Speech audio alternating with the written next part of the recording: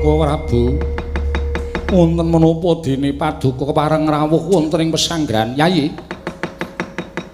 Senopati Negaring Astina Paman Prabu Salya ing Mandaraka. Rama Prabu Salya inggih kasinggihan mekaten.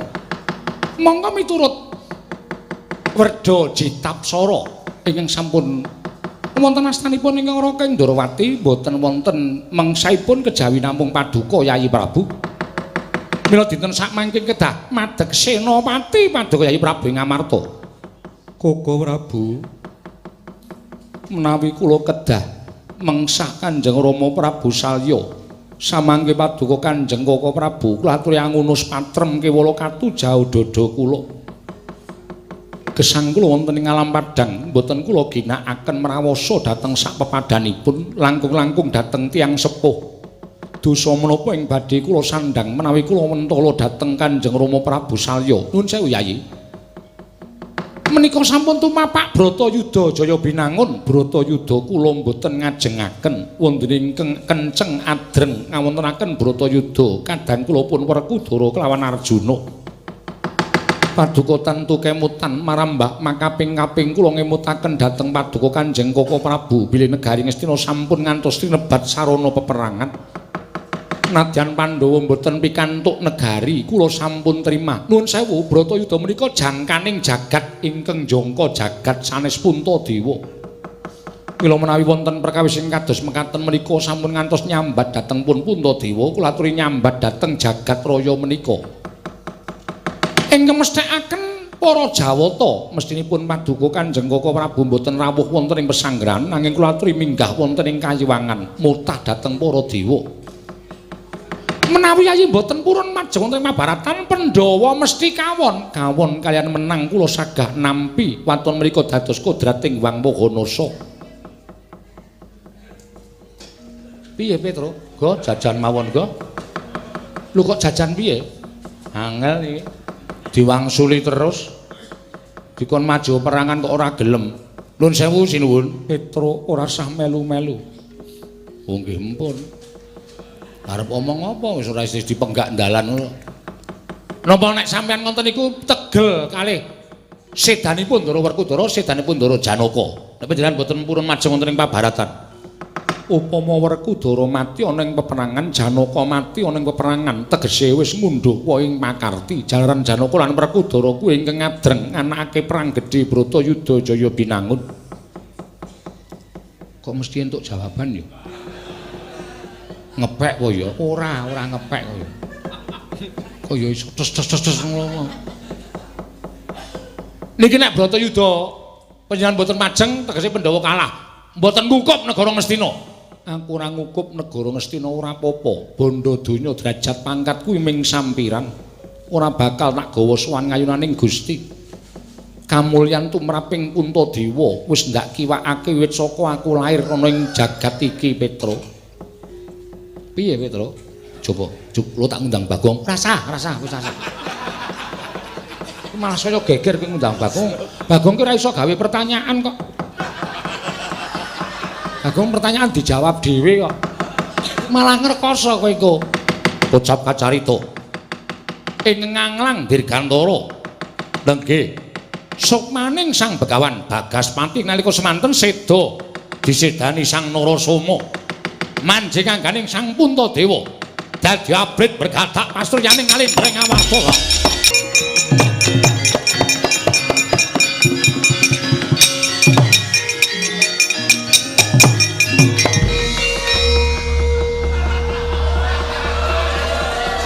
Kesuwen ya nganggo gunungan wae. Maeka karo aku ya, Tru. Pirang-pirang ki rombongan. Mbok kowe iki paham lakon lho, Gong. Kengko ki kengko bakal disusupi iki. Engko balik iki nek diceritakake iki bakal adegane iki. Ora kok malah nglinting 76 terus. Aku ki durung tau nglakoke rubuhan. Ora entuk. Aku nglakoke Kresna Dutake raiku ting pengkeret ra karo-karo. Koko Prabu, wonten dawuh Yayi, wonten pundi durungipun Kanjeng Prabu Salya ing Mandaraka? kepareng sak mangke kula ingkang badhe madheg suraning driya mapakaken kridaning Senopati saking negari Ngastina.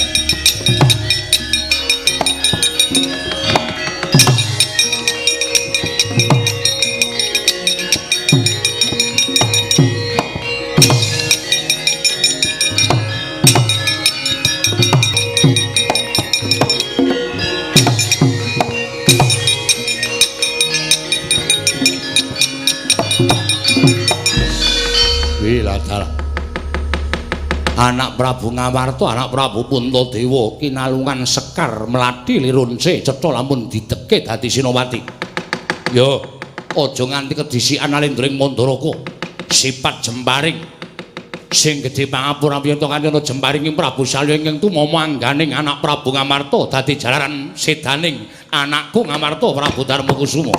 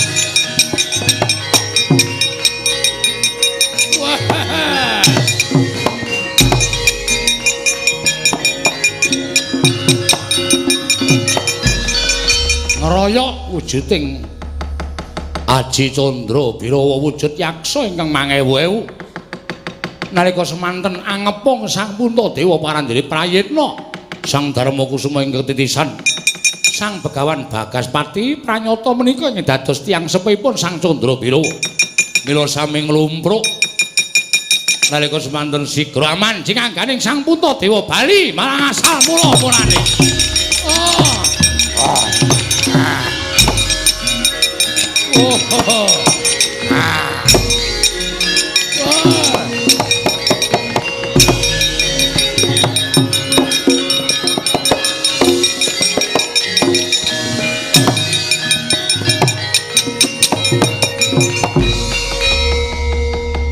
Nganti kaya udan laku ning panah ing lumepas saking gandhewaning Prabu Salya.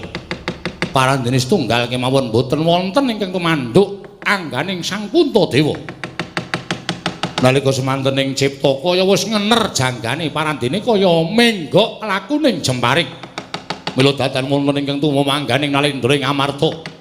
Tanggaping gati Risaksanana Tandrawati. Yayi. Yayi. Kula aturi ngasta Jemparing tumunten ingkang wa ing Mandaraka kalapasana Jemparing. Yayi Prabu Darmakusuma.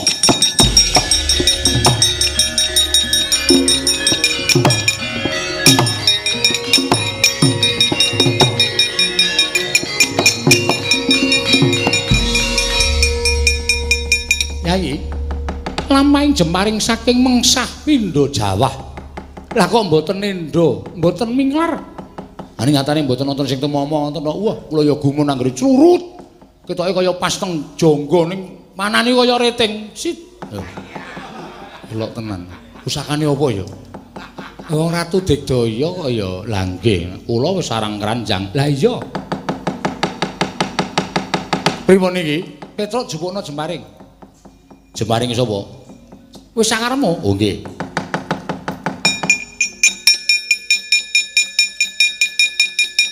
Niki pusaka teng kretane Ndara Puntadewa. Mestine ngono. Koko Prabu, kula mboten badhe wentala. Yayi, menika kedah. Koko Prabu, kula mboten badhe wentala. Menika kedah, menawi mboten ngaten mboten badhe rampung perkawisipun. Kula aturi ngasta Gendhewa dipun mbat Jemparing menika, Yayi.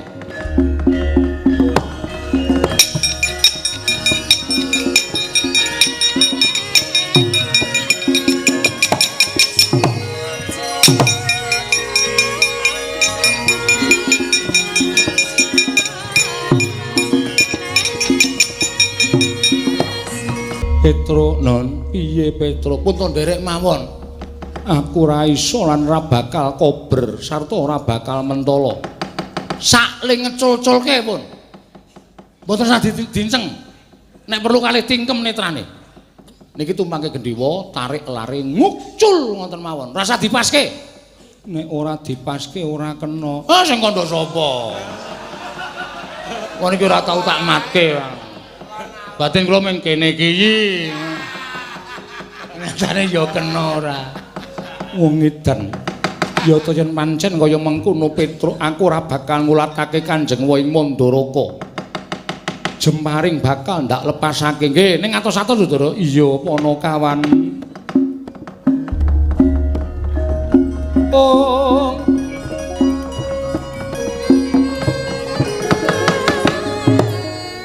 Ing batos datan mentala nirnakaken ingkang Wing Mandaraka. Parandiring mangke Jemparing tinumangake Gandhewa. Tinarik laring Gandhewa malengkung kaya putung-putung aja Gandhewane. Kainceng mandhap ingkang kinaryolesan amung wujuding siti ingkang mapan wonten ing Bantala parandiri keparing ing Jawata. Lumepas punang Jemparing ngengingi Bantala. Menggok lakuning Jemparing ngener dadaning Prabu Salya.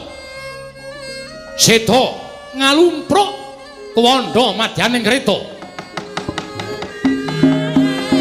Oh.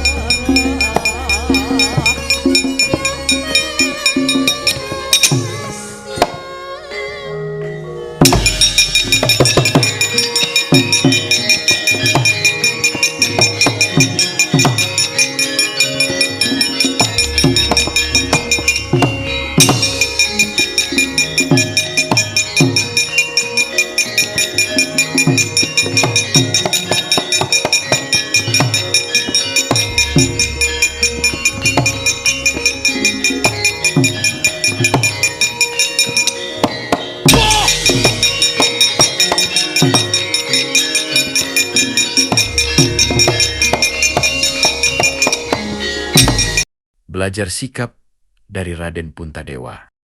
Ketika dapat menjaga kesucian jiwa, maka kehidupannya dilayani oleh semesta.